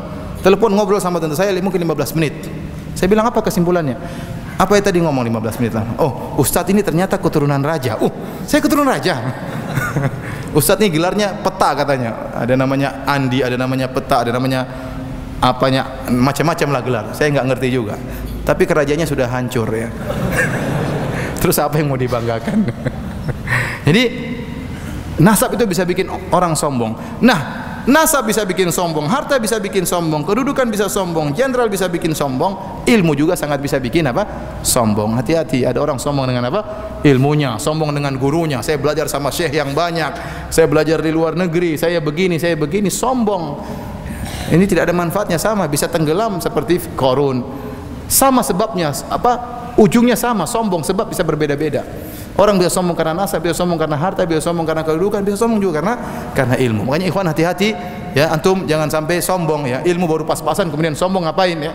Ya, tidak tahu bahasa Arab kemudian sombong ngapain ya? Ya. Ada yang bilang sama saya, Ustadz, saya kenapa belajar agama? Saya kok mulai rasa sombong. Saya bilang, ngapain ente sombong? Sombong tidak pada tempatnya. Quran tidak hafal kok sombong. Bahasa Arab tidak tahu kok sombong. Lihat di Madinah, anak-anak kecil sudah bisa bahasa Arab, mereka tidak sombong. Ente baru sekarang mulai sombong. Makanya buat apa sombong? Tidak tempatnya. Sombong ini baru lihat bagaimana nasib Qarun. Dan Allah mengatakan, tilka darul akhiratu naj'aluha lil ladzina la yuriduna ulwan fil ardi. Kami jadikan surga itu bagi orang yang tidak ingin sombong. Yang mau sombong tidak tempat surga, neraka tempatnya. Fabi'sa mathwal mutakabbirin. Demikianlah tempat kembali bagi orang sombong, neraka jahanam. Sebagaimana iblis, nenek moyang mereka yang masuk neraka karena kesombongan. Wal aqibatu lil muttaqin, dan kebaikan bagi orang yang bertakwa. Kemudian Allah mengatakan, man jaa'a bil hasanati falahu khairun minha.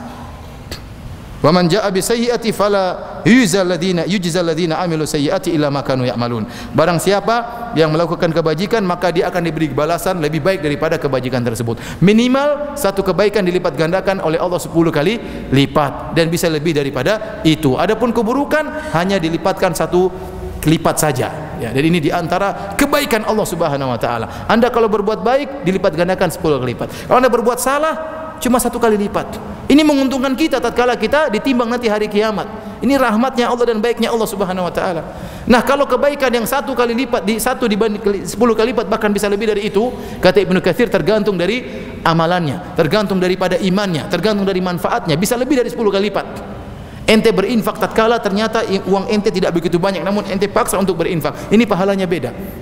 Ente berinfak kepada orang yang lagi sangat membutuhkan, lagi banget butuh dengan rasa ente infak, ini juga pahalanya apa? Beda. Infak tatkala iman lagi tinggi juga berbeda. Ya, oleh karenanya minimal 10 kali lipat. Nah, kalau pahala dilipatkan 10 kali lipat, sementara maksiat cuma 1 kali lipat, kemudian ternyata setelah ditimbang akhirat ente masih kalah, ternyata lebih berat kemaksiatan, maka ini memang sudah parah sekali, ya. Sudah sangat parah sekali. Memang berhak untuk masuk neraka apa? Jahanam. Wal iyadzu billah. Oleh karenanya kita berlindung dari neraka jahanam dan kita berdoa semoga Allah menjauhkan kita dari sifat apa? Kesombongan. Demikianlah ikhwan dan akhwat yang dirahmati Allah Subhanahu wa taala.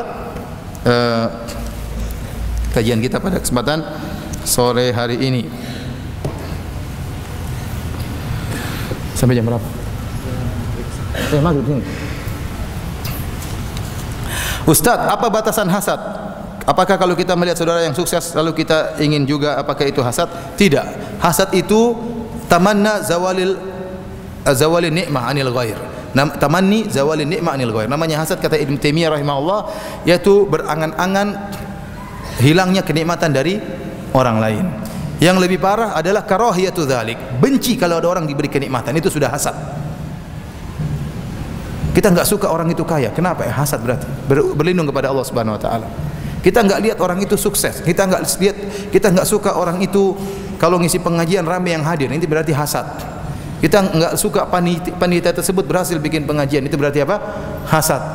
Enggak suka itu sudah apa? Hasad. Kenapa? Karena kita protes terhadap pembagian Allah. Allah yang bagi-bagi, Allah yang bagi rezeki, Allah yang bagi kepintaran, Allah yang bagi ini semuanya. Kenapa kita harus protes? Tapi kalau kita ingin seperti dia, tanpa benci dengan apa yang dia dapatkan, tanpa benci, tanpa berangan-angan kenikmatan orang itu hilang, maka ini bukan hasad, namanya ghibtah. Ghibtah. Tapi rugi kalau ente ingin sukses seperti orang lain, hanya sekedar duniawi. Yang ente hendaknya ghibtah, yaitu ingin seperti orang kaya yang dermawan. Itu yang Rasulullah SAW suruh. Kata Rasulullah SAW, la hasada illa fitnatain. Tidak ada hasad kecuali kepada dua orang. Yang pertama, orang yang diberikan ilmu kemudian dia mengajarkan ilmu tersebut. Yang kedua adalah orang yang diberikan harta dan dia gunakan harta tersebut di jalan Allah. Ini yang harusnya anta hasad. Lihat, makanya mereka rugi tatkala mereka hasad kepada pingin seperti Qarun, mereka nyesal. Kenapa? Qarun tidak menggunakan hartanya di jalan Allah. Itu hasad yang keliru.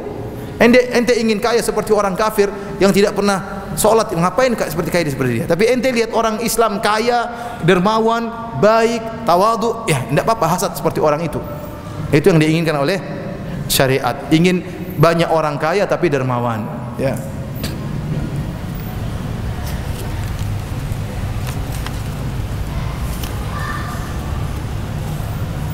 Saudara sepupu 8 tahun terkena sihir dan meninggal 2 minggu lalu. Apakah dia masuk surga? Kita bilang dia telah mendapat ujian yang luar biasa. Ya, mendapat ujian yang luar biasa. Di sihir itu adalah ujian yang luar biasa, ya. Kalau dia bersabar menghadapinya, mudah-mudahan husnul khatimah. Dia disihir dan dia tetap sholat dan tetap bersabar, maka ini seperti orang diuji dengan penyakit, ya. Kemudian meninggal dunia.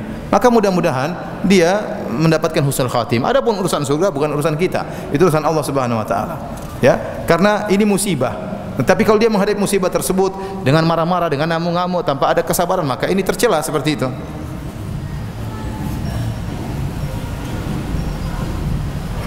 Bagaimana sikap untuk menasihati yang meminta suami untuk mencari rezeki tambahan karena dengan pekerjaan yang sekarang belum mencukupi?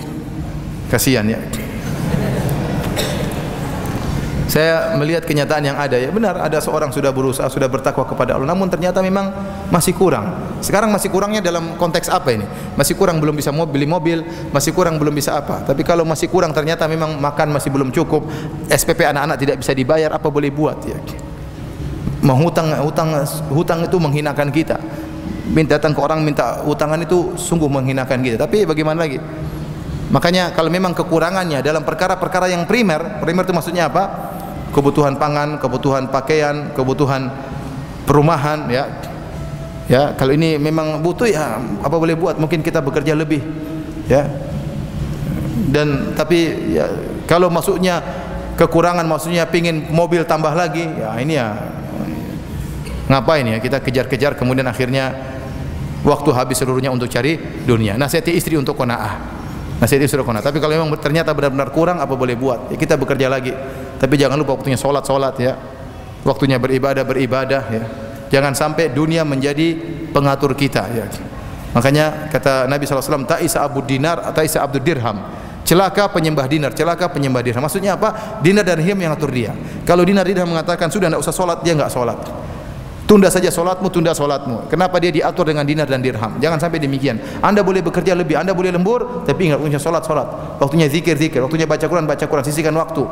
Maka mudah-mudahan dapat uzur dari Allah Subhanahu wa taala. Kenapa? Bagaimana? Daripada minta-minta sama orang, mending kita bekerja lebih berat, menjaga harga diri kita. Wallahu a'lam bishawab.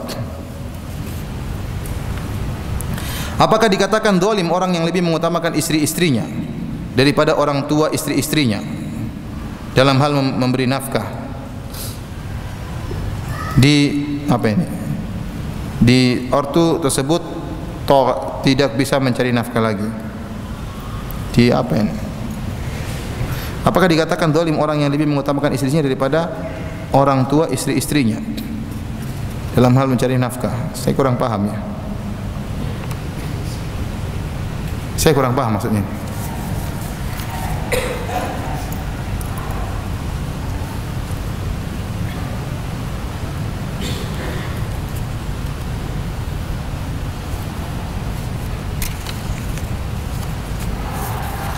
Dalam Al-Quran disebutkan jika engkau bersabar dan bertakwa tidak akan bahayakanmu tipu daya mereka. Apa maksud sabar dan takwa dalam ayat tersebut? Kenapa dipisahkan antara keduanya?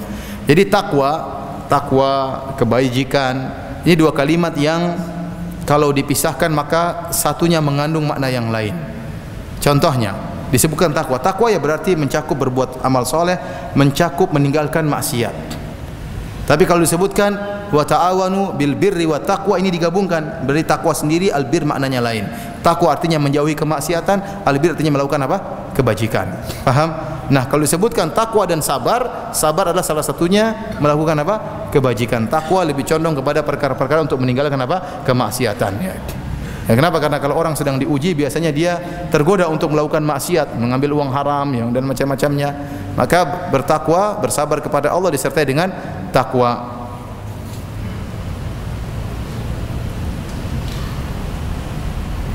Ustaz, tadi berkata hukum foto tidak apa-apa. Lalu bagaimana jika memajangnya di rumah atau bahkan menguploadnya di media sosial? Ini hukum asal foto, tidak apa-apa. Tapi kalau untuk dipajang, untuk dipamerkan urusan lain. Ini masalah lain lagi. Ya, contohnya ada orang yang hobinya foto, sedikit foto, kemudian masukkan kemana? Ke media sosial ya. Akhirnya foto istrinya juga dia masukkan. Ini tidak mesti seperti itu. Bukan berarti kemudian foto boleh kemudian dia pajang foto istrinya di ruang tamu ya. Enggak lah, banyak orang yang lihat. Ya, jangan seperti itu, tidak boleh. Seorang berusaha ya tidak memamerkan apa? Istrinya ya. Cukup dia yang menikmati keindahan apa? Istrinya ya. Seperti itu. Jadi bukan berarti foto boleh kemudian setiap hal kita foto, kita upload di media sosial. Ada orang seperti itu buat hobinya. Kemana-mana dia foto ya. Khawatir banyak sebab yang bisa merugikan gara-gara foto tersebut. Seorang bisa jadi tidak ikhlas. Ya, kenapa? Dia umroh dia foto, dia berdakwah dia foto, dia dia foto, dia sedekah dia foto, dia jadi imam dia foto, ya. Jadi makmum juga dia foto. Foto semuanya ya. Ngapain? Ya. Ya, ini bisa bikin orang tidak tidak ikhlas. Kalau salaf dahulu bersusah payah untuk menyembunyikan amalannya, sebagian orang sekarang bersusah payah untuk menampakkan amalannya. Bergaya, berini, ya. Susah foto di sana, foto di sini untuk apa? Dipamerkan. Jadi foto juga. Contohnya lagi, seorang berfoto-foto bikin orang hasad. Dia naik helikopter, dia pajang di fotonya. Dia pergi ke tempat yang indah, dia pajang. Teman-temannya yang miskin, aduh, jadi hasad sama dia ya. Ya. Jangan, tidak semua yang kita lakukan kita upload ya. Lagi makan enak kita masukkan di Facebook. Subhanallah, orang ngiler kasihan. Apa ini tidak sedih lihat orang banyak ngiler? Ya. Nabi saja kalau suruh orang masak kemudian baunya ke tetangga-tetangga, Nabi suruh banyakkan kuahnya agar bisa dibagikan kepada tetangga yang terlanjur cium apa? Aroma yang enak tersebut ya. Ini pamer lagi terus tidak bagi-bagi lagi. Foto ini apa namanya, notanya 700.000 sekali makan misalnya. Ada yang sekali makan 1 juta. Notanya pun ditempelkan di situ. Buat apa? Ya. Jadi maksud saya, meskipun hukum foto boleh, namun bukan berarti kita bermudah-mudahan foto semuanya setiap. Lihat masalah dan apa? Dan mudarat. Lihat masalah dan mudarat.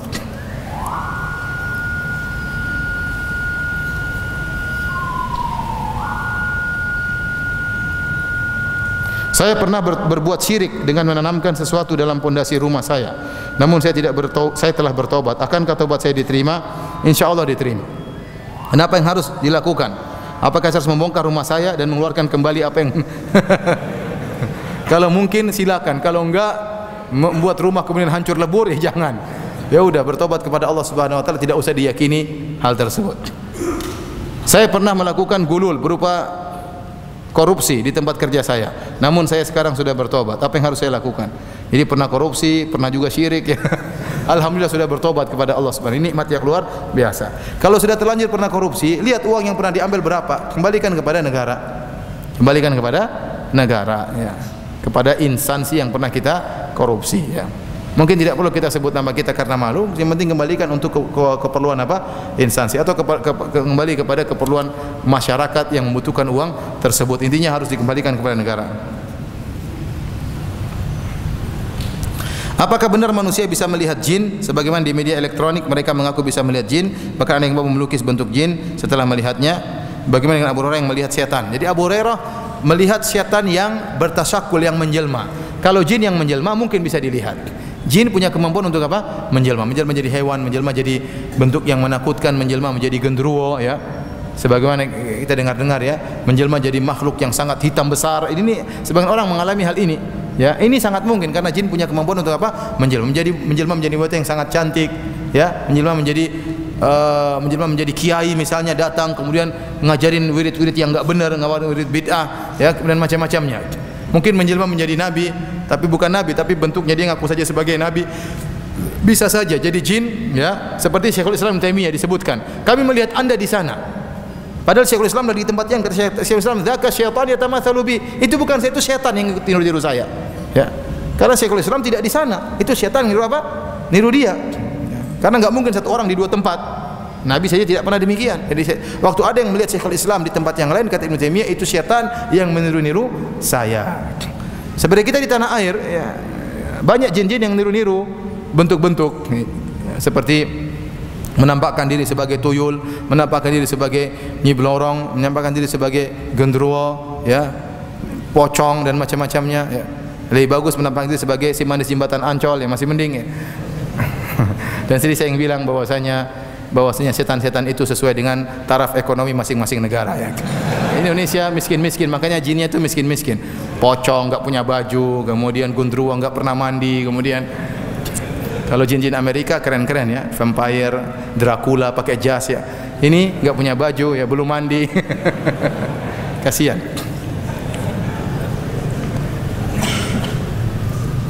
Apa hukum orang yang membuka usaha akan tapi dia meminta bantuan dukun untuk melariskan dagangannya? Syirik. Dia bertobat kepada Allah Subhanahu wa taala. Yakinlah bahwasanya keberhasilan tersebut bukan dari dukun, tapi dari siapa? Allah Subhanahu wa taala. Jangan lagi datang ke dukun tersebut, jangan lagi setoran kepada dukun tersebut, ya. Ini adalah kesyirikan. Apa hukumnya jika dia bersedekah dari keuntungan penjualan tersebut? Kalau sudah bertobat, bersedekah enggak jadi masalah. Apa hukumnya jika dia berumrah dan berhaji dari hasil keuntungan tersebut? Yang jelas dia bertobat kepada Allah Subhanahu wa taala. Sebenarnya hasil tersebutlah hasil yang halal ya. Hanya saja dia menggunakan apa? Bantuan jin dan syaitan ya, maka dia bertobat kepada Allah Subhanahu wa taala, jangan dia apa? Mengulangi lagi ya. Yang setelah sekarang berjalan, yang telah lalu biarlah berlalu, dia sudah bertobat kepada Allah. Yang berjalan sekarang dia manfaatkan di jalan Allah Subhanahu wa taala.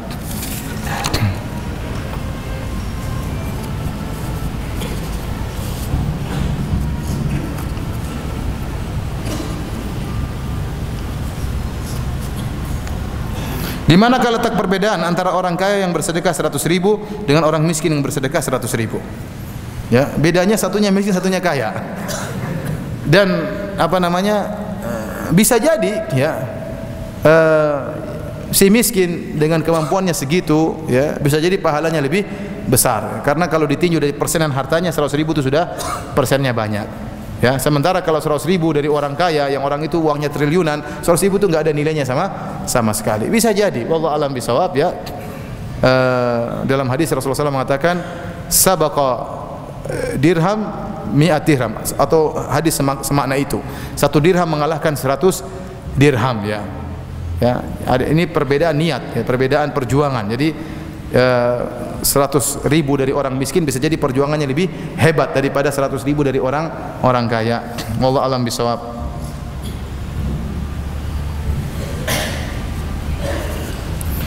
Ustaz, saya pernah baca menyimpan foto yang tertulis, jadilah engkau di dunia seperti orang asing dan pengembara. hadis maksudnya. Maksud hadis di atas apa ya Ustaz? Maksudnya kalau Anda jadi di dunia ini, jadilah seperti orang asing. Orang asing itu apa? Segera pergi. Dunia ini bukan tempat selama-lamanya, akan Anda tinggalkan. Seandainya dunia ini tempat Anda tinggal selama-lamanya, maka carilah dunia sebanyak-banyaknya. Namun tidak, dunia ini akan Anda tinggalkan. Makanya Abu Bakar Al-Turtusi berkata dalam syairnya, Inna lillahi ibadan futana talaqud dunya wa khaful fitana. Sungguhnya Allah memiliki hamba-hamba yang cerdas. Mereka mencerai dunia dan mereka takut dengan fitnah. Nadharu fiha falamma alimu annaha laysat lihayyin watana. Ja'aluha lujjatan wa takhadhu salihal a'mali fiha sufuna. Tatkala mereka memandang dunia, mereka lihat hakikat dunia, ternyata dunia bukan tempat untuk tinggal selama-lamanya, maka mereka menganggap dunia adalah lautan yang bergelombang, berombak, dan mereka menjadikan amal soleh sebagai perahu yang bisa menyelamatkan mereka dari ombak tersebut. Jadi kita menganggap diri kita asing. Namanya orang asing, dia hanya keperluan seperlunya. Yang dia pikirkan bagaimana akhiratnya, dia ingin pulang ke kampung akhiratnya. Nah kita pun di dunia tidak perlu kita mengumpulkan harta sebanyak-banyaknya. Ente punya harta berlebihan, infakkan itu untuk bangun istana di akhirat. Ente simpan-simpan buat apa? Harta itu akan pergi dan datang. Kalau punya, yang penting anak-anak sudah bercukupan, istri sudah kenyang, sudah kita belikan emas, sudah kita belikan mobil, masih ada lebih, sudah kasih orang tua, kasih bagi-bagi, enggak usah simpan terlalu banyak-banyak, repot nanti hisapnya panjang. Dan harta akan datang, jangan khawatir. Ya, jangan khawatir. Ya. Itu menunjukkan kita orang asing. Tapi kalau kita menganggap kita tinggal selamanya di dunia, kita kumpulkan sebanyak-banyaknya. Ya, atau mengatakan di sini seperti pengembara, sama tadi pengembara akan pergi. Sebenarnya Allah mengatakan orang asing seperti apa? Contoh misalnya Anda sekarang tinggal di Cikarang, rumah Anda di Cikarang, terus Anda ditugaskan ke Irian Jaya. Waktu Anda di Irian Jaya, Anda bekerja karena tugas. Ya, Anda tidak berminat bikin rumah besar-besar karena tugas ente cuma setahun. Mungkin ada orang punya rumah besar, Anda tidak terlalu minat, tidak ingin bikin rumah besar seperti dia. Kenapa saya tidak tinggal di sini kok? Yang saya pikirkan bagaimana bisa bikin rumah besar di kampung. Itu namanya orang asing. Karena dia akan meninggalkan tempat tersebut. Maksud saya, di dunia ini tatkala Anda melihat ada orang rumahnya lebih gede, mobilnya lebih mewah, jangan cemburu. Karena ini bukan tempat tinggal selama-lamanya. Yang Anda cemburu bagaimana kalau dia punya istana lebih gede di surga, karena itu tempat yang sesungguhnya. Maka yang Anda fokuskan bagaimana bisa bangun rumah di tempat, di kampung yang sesungguhnya, itu di surga. Karena kampung dunia akan kita tinggalkan, sebagaimana orang asing akan meninggalkan kampung dunia ini.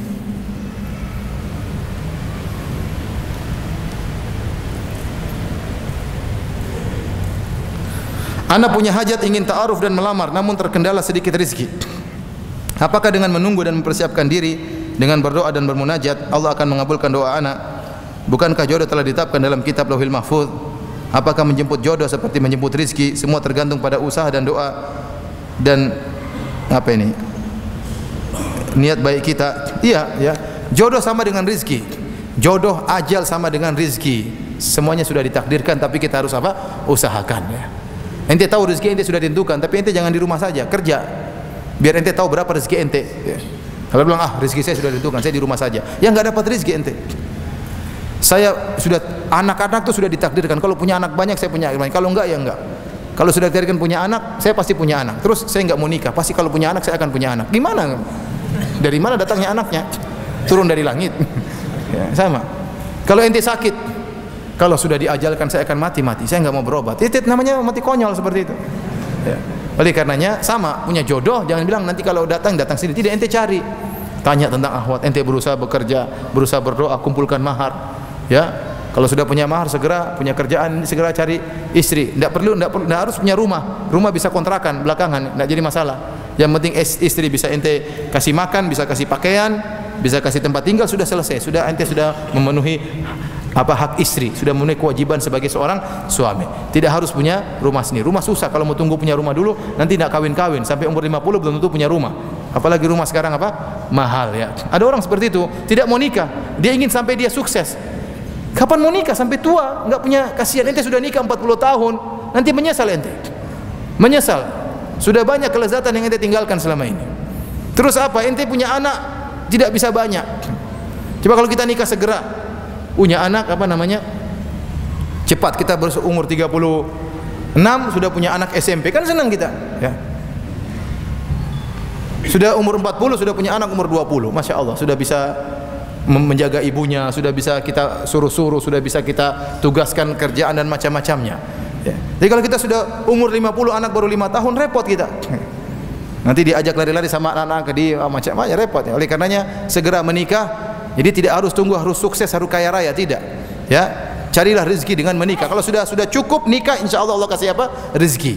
Insyaallah Allah kasih rezeki. Kata Nabi SAW, "Thalathatun haqqun 'alallahi aunuhum." 3 orang yang pasti Allah bantu dia. Di antaranya an-nakih yuridul afaf, seorang yang menikah dalam rangka untuk menjaga harga dirinya. Kalau anda luruskan niat ingin menjaga harga diri, insyaallah Allah akan mudahkan jalan menuju apa? Pernikahan. Allah akan mudahkan rezeki. Demikian saja, tinggal 6 menit lagi azan maghrib. Kurang lebihnya saya mohon maaf ya. Yang benar datang dari Allah Subhanahu wa taala, yang salah dari saya pribadi sendiri. Semoga Allah mengampuni dosa-dosa kita. Wabillahi taufik wal hidayah. Assalamualaikum warahmatullahi wabarakatuh.